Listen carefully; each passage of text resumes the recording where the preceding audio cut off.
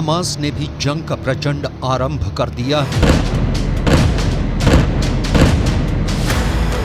Hamas ने एक video जारी किया है और इस वीडियो में दिखाया गया है कि कैसे उसने अपने एंटी टैंक मिसाइल को लॉन्च करके इजराइल के 3 मरकावा टैंक उड़ा दिए हैं।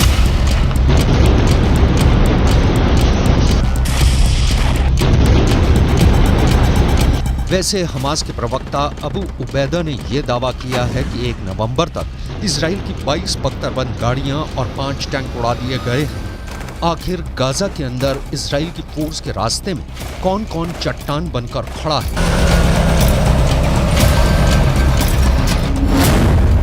आखिर कैसे 48 घंटे के अंदर इजराइल के 10 से ज्यादा सैनिक मार दिए गए?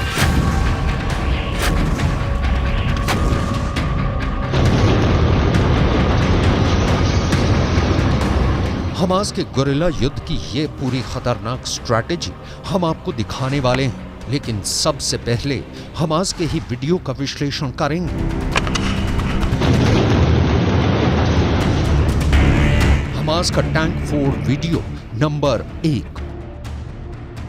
हमास का ये लड़ाका धीरे धीरे सुरंग से बाहर निकलता है।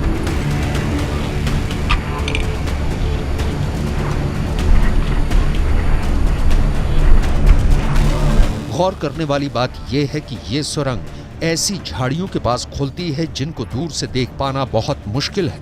कुछ सेकंड बाद वो तस्वीर सामने आती है जब सुरंग से हमास का लड़ाका और उसका टैंक फोड़ने वाला हथियार एक ही फ्रेम में एक साथ साफ नजर आते हैं और बहुत ही आराम से बेहद नजदीक मौजूद इजराइल के टैंक को निशाना बनाने में हमास कामयाब हो जाता है।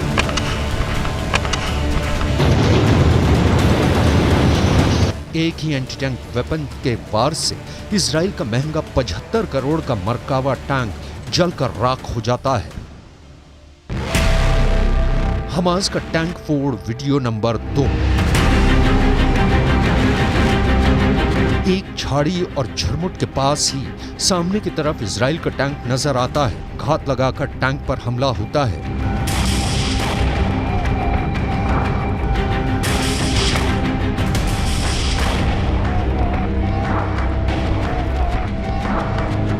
और एक ही पल में इजराइल का पूरा टैंक जलकर राख हो जाता है।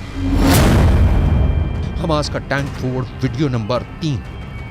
इस वीडियो में भी साफ नजर आ रहा है कि इजराइल के टैंक पर निशाना लगाया गया है।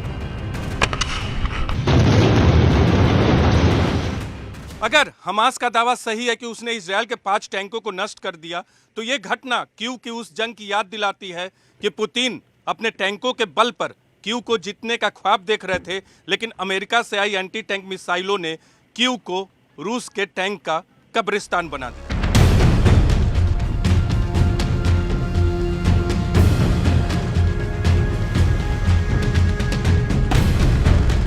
फिलहाल हालात ये है कि अब इजराइल को एक बार फिर से ये बात गंभीरतापूर्वक सोचनी पड़ेगी कि आखिर गाजा के अंदर घुसने का उसका फैसला कितना सही था, क्योंकि लंबी घेराबंदी करके भी पहले हमास के संसाधनों को खत्म किया जा सकता था। गाजा पट्टी के अंदर उन्हीं इमारतों का मलबा इजराइल के लिए बड़ी चुनौती बन गया है, जिसे इजराइल की एयरफोर्स ने ही तैयार किया है।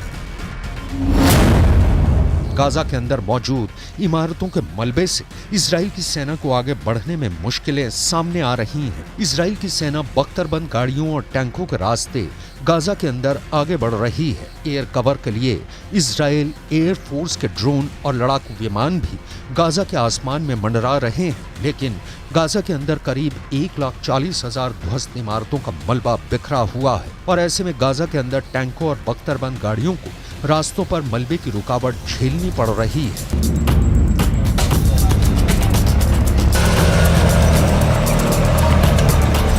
इस मलबे को हटाए बिना इजराइल की आर्मी आगे नहीं बढ़ सकती है, लेकिन इसी मलबे को साफ करने के चक्कर में इजराइल की आर्मी फंस रही है और उसको हमास के हमले झेलने पड़ रहे हैं।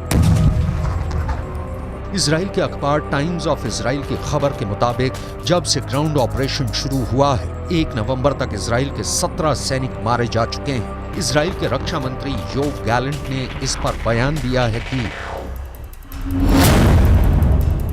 गाजा में हमास आतंकवादियों के खिलाफ चल रही लड़ाई में इजराइल डिफेंस फोर्स के सैनिकों की मौत एक कठिन और दर्दनाक झटका है हमारे दिल और हमारे विचार उनके प्रिय परिवारों के साथ हैं।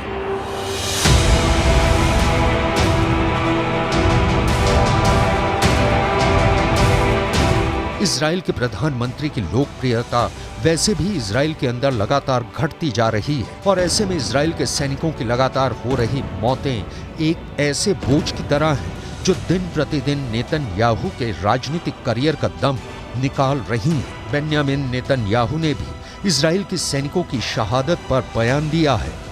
אנחנו במלחמה קשה. זאת תהיה גם מלחמה ארוכה. יש לנו בה הישגים חשובים, אבל גם אבדות כואבות. אנחנו יודעים, כל חייל שלנו הוא עולם ומלואו. ואני אומר למשפחות היקרות, עם ישראל כולו איתכם בשעת יגונכם הכבד, הקשה מנשוא. אנחנו מחבקים אתכם מעומק ליבנו. חיילינו נפלו במלחמה שאין צודקת ממנה, המלחמה על הבית. ואני מבטיח לכם ולכל אזרחי ישראל, אנחנו נמשיך עד שנמלא את המשימה. אנחנו נמשיך עד לניצחון.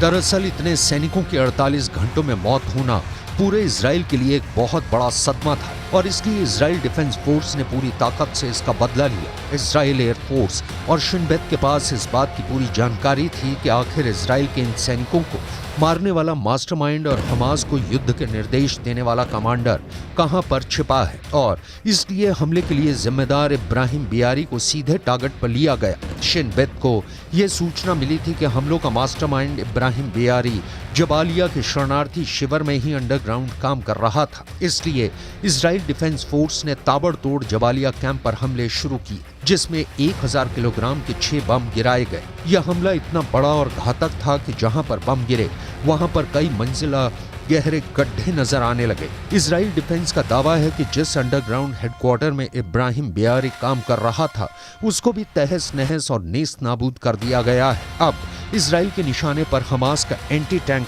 दस्ता है। אנחנו איננו מעוניינים במלחמה נוספת, אבל אנחנו ערוכים בגבול הצפון, כוחות צה"ל ערוכים בהגנה חזקה, חיל האוויר מוכן לכל משימה. אחד המערכים שנפגעו באופן קשה אצל החמאס בשבועות האחרונים הוא מערך הנ"ט. פגענו בחלק ניכר ברוב המפקדים של המערך הזה. חיסלנו אתמול את מפקד מערך הנ"ט של הרצועה, מופיע כאן לפניכם.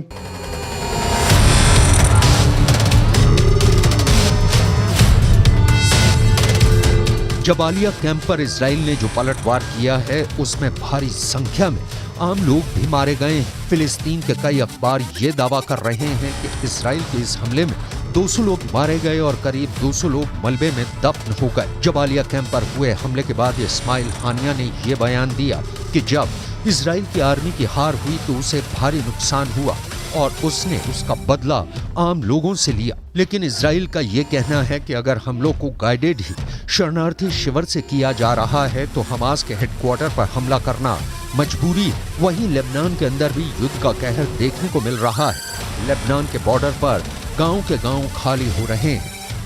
हिजबुल्लाह और इजराइल के युद्ध के बीच अल-मशाब गांव की, इन जैसे क्रिश्चियन गांव की क्या प्लानिंग है वो हम आपको दिखाते हैं। सबसे पहले मैं आपको चर्च दिखाना चाहूँगा। आपको बता दूं कि इस पूरे इलाके में करीब 100% जो आबादी है वो क्रिश्चियन समुदाय की है और अभी आप देखेंगे जो चर्च है पूरी तरह से बंद है। और ये जो आप पूरा गाँव देखेंगे यहाँ पर हर घर में ताला है, कोई आपको यहाँ पर नज़र नहीं आएगा। बहुत ही चंद लोग हैं जो इस इलाके में आपको नज़र आएंगे।